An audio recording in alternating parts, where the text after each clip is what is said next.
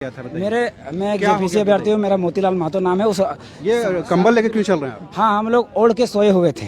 अचानक से सिंघम के स्टाइल में पुलिस आती है और एकदम मोबाइल वगैरह छीन ली जाती है और उठा के ले जाती है। सरकार को इतना खौफ हम लोग से क्यों है? हम लोग शांति ले जाने के बाद मेहमान बनाया या फिर कुछ और हुआ? मेहमान क्या बनाएगी? ठंडी रात में देखिए गला बैठ गया है। एकदम ऐसे उठाया जैसे हम लोग कोई चोर हैं, डकैत हैं, आतंकवादी हैं, उस तरह से उठा के ले गया। इनको इतना खौफ है, इतना खौफ है। इनको कहना चाहता हूँ कि पुलिस प्रशासन गोली बारूद बंदूक और क्या क्या है। पुलिस प्रशासन गोली बारूद बंदूक और क्या क्या है। मैं आ गया हूँ, बता इंतजाम क्या क्या है।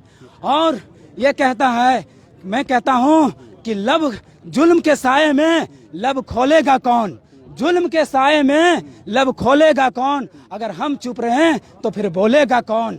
हम इस सरकार से कहना, पुलिस के सामने क्या लब खोले आप लोग, क्या बोले वहाँ पर? पुलिस के प्रशासन के सामने हम लोग खोले कि हम लोग को कहाँ ले जा रहे हैं, हम लोग को जानने का अधिकार है। इतनी रात को ले जा रहे हैं, हम लोग को जानने का अधिकार है। पुलिस हम लोग को बोलती है कि आप जो बोल रहे हो सुना करो, सीधे बैठो गाड़ी में और जहाँ ले जा रहे हो वहाँ से शांत रहा करो। अगर कुछ बोले तो अभी सीधे हम लोग ऊपर से ऑर्डर है, ऐसे बोला गया।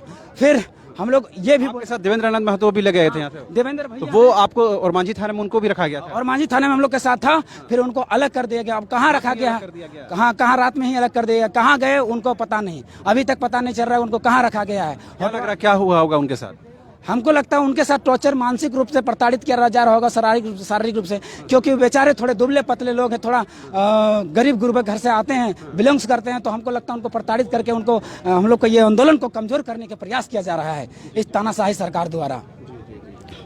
तो आगे क्या इस तरह कंबल लेके घूमते रहेंगे या कुछ और भी करेंगे? करेंगे।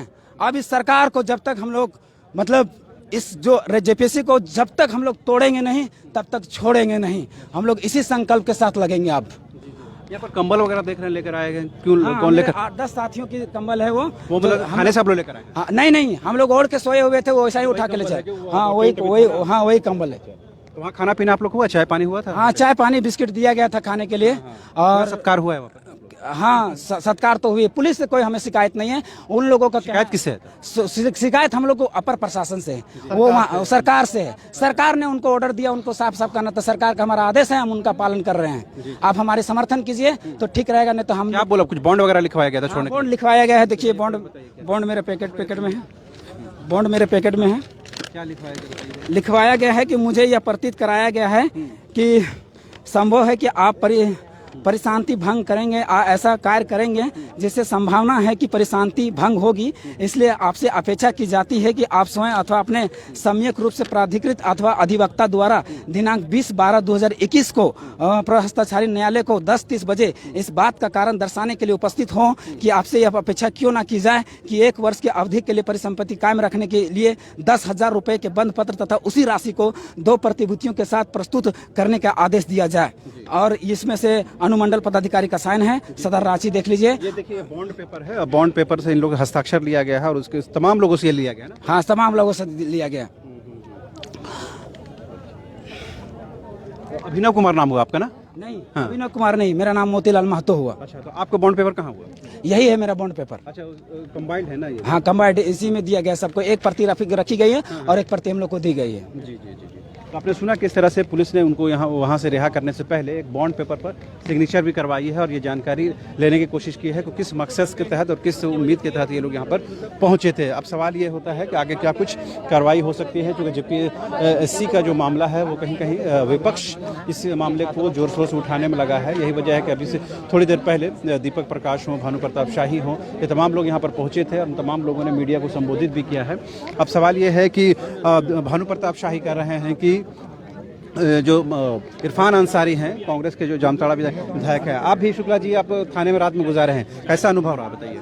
सर, अनुभव तो थोड़ा सा, जब अचानक 150 प्रशासन अचानक आए और बिना कहे पूछे में 2 मिनट का टाइम दिया। पहले मोबाइल छीना, उसके बाद 1 मिनट में सबको अंदर किया, जितने भी लोग थे बस में। उसके बाद टेंट कबाड़े, उसके बाद इतना स्पीड में लेके जा रहे थे और जो पटना वाला रूट में लेके जा रहे थे, हम लोग काफ़ी डर भी गए कि हो सकता है आउट ऑफ स्टेशन लेके जा रहे हैं। लेकिन प्रशासन लेके गई और हमारे देवेंद्र भैया को 2 बजे रात में वहाँ से लेके, वहाँ का जो डीसी हैं थाना के, वो डीएसपी वहाँ से लेके गए।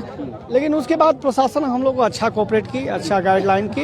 ऐसा कोई पुलिस से कोई शिकायत नहीं? ना पुलिस से कोई शिकायत किन से है बताइए? शिकायत तो अब उनसे है कि जो इन्फॉर्मेशन नहीं दी, हो सकता है गवर्नमेंट का होगा। आपके साथी देवेंद्र नाथ महतो के बारे में कोई जानकारी है आपको? अभी तक कोई जानकारी नहीं। हमने प्रशासन से पूछने का प्रयास भी किया, लेकिन बोले कि वो सही जगह पे है, हो सकता है कि शाम तक रिलीज हो जाए या तो जेल भी जाना पड़ सकता है। थाने में कोई टॉर्चर, कोई मारपीट? ना, इसमें कोई टॉर्चर नहीं हुआ। बस दरअसल अभी जो दीपक प्रकाश थे उन्होंने ये कहा था कि उनके साथ यातनाएं हुई हैं, हालांकि ये खुद भुक्तभोगी हैं। इन्होंने साफ तौर पर कहा है कि पुलिस ने इनके साथ कोई टॉर्चर का कोई मामला नहीं किया, कोई मारपीट पिटाई नहीं की है। हालांकि उनको आपको वहाँ चाय पानी भी नाश्ता पेश किया गया? हाँ, सब कुछ किया गया। मतलब पुलिस के द्वारा बस खराब यही लगा कि हम लोग कोई क्रिमिनल नहीं न थे। आप हमको अपना विचार से लेके जाते, आप हमें समय देते, बस सोए हुए पहले मोबाइल छीने। मोबाइल छीनने के बाद 2 मिनट के अंदर पहले हम लोग सबको उठा के फेंक दी गाड़ी में। हमने विरोध भी किया, हमने वहाँ पर बहस भी किया, लेकिन उनके तरफ से कोई प्रतिक्रिया नहीं आया। गाड़ी हम लोग बार बार कह रहे हैं कि नहीं आप हमें कहाँ लेके जा रहे हैं, कहाँ लेके, उन लोग कोई जवाब भी नहीं दिया। ऊपर से उल्टा उन्होंने हमें कहीं ना कहीं धमकाने की भी कोशिश किया, लेकिन वहाँ जाने के बाद वो हमें बहुत शांति से रखे। आप भी गए थे रात में? जी हाँ, मैं भी गया था। क्या हुआ बताइए? 1-1:30 बजे के आसपास रात्रि में, मध्यरात्रि में अचानक 100 से 150 की संख्या में पुलिस बल के साथ कुछ अधिकारी आए। उन्होंने हमें उठाया और पहले तो हमारा मोबाइल ले लिया और आराम से ले गए। वो एक मिनट, और भी छात्र हैं, उनसे भी हम बात करने की कोशिश करेंगे। लेकिन ये तस्वीरें आप देखिए, आप देखिए किस तरह से यहाँ पर मोबिलाइज हुए हैं छात्र। तमाम छात्रों ने ये बताने की कोशिश की है कि 144 इम्प्लीमेंट होने के